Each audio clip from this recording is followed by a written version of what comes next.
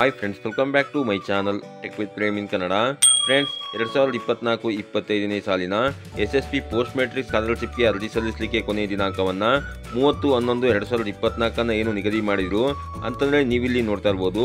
ಹಿಂದುಳಿದ ವರ್ಗಗಳ ಕಲ್ಯಾಣ ಇಲಾಖೆಯ PUC, ITI, ಡಿಪ್ಲೊಮಾ ಮತ್ತು ಸಾಮಾನ್ಯ ಪದವಿ ಕೋರ್ಸ್ಗಳನ್ನು ಓದುತ್ತಿರುವಂತಹ ವಿದ್ಯಾರ್ಥಿಗಳಿಗೆ SSB ಸ್ಕಾಲರ್ಶಿಪ್ಗೆ ಅರ್ಜಿ ಸಲ್ಲಿಸಲಿಕ್ಕೆ ಏನು 30/11/2024 ಕೊನೆಯ ದಿನಾಂಕವನ್ನಾಗಿ ನಿಗದಿ ಮಾಡಿದ್ರು ಅದನ್ನು ಈಗ ಮತ್ತೊಮ್ಮೆ ವಿಸ್ತರಣೆ ಮಾಡಿ ನೀವಿಲ್ಲಿ ನೋಡ್ತಾ ಇರ್ಬೋದು. ಹಿಂದುಳಿದ ವರ್ಗಗಳ ಕಲ್ಯಾಣ ಇಲಾಖೆಯ ಮೆಟ್ರಿಕ್ ನಂತರದ ವಿದ್ಯಾರ್ಥಿ ವೇತನಕ್ಕೆ ಅರ್ಜಿ ಸಲ್ಲಿಸಲಿಕ್ಕೆ ಕೊನೆಯ ದಿನಾಂಕ 20/12/2024 ವಿಸ್ತರಣೆ ಮಾಡಿ ಕೊಟ್ಟಿದ್ದಾರೆ ಫ್ರೆಂಡ್ಸ್. ಹಾಗೆಯೇ ತಾಂತ್ರಿಕ ಶಿಕ್ಷಣ ಇಲಾಖೆಯ ಮೆಟ್ರಿಕ್ ನಂತರದ ವಿದ್ಯಾರ್ಥಿ ವೇತನಕ್ಕೆ ಅರ್ಜಿ ಸಲ್ಲಿಸಲಿಕ್ಕೆ ಕೊನೆಯ ದಿನಾಂಕ 31/12/2024 ಆಗಿರುತ್ತದೆ. ಕರ್ನಾಟಕ ರಾಜ್ಯ ಬ್ರಾಹ್ಮಣ ಅಭಿವೃದ್ಧಿ ಮಂಡಳಿಯ ಮೆಟ್ರಿಕ್ ನಂತರದ ವಿದ್ಯಾರ್ಥಿ ವೇತನಕ್ಕೆ ಅರ್ಜಿ ಸಲ್ಲಿಸಲಿಕ್ಕೆ ಕೊನೆಯ ದಿನಾಂಕ 31/12/2024 ಆಗಿರುತ್ತದೆ.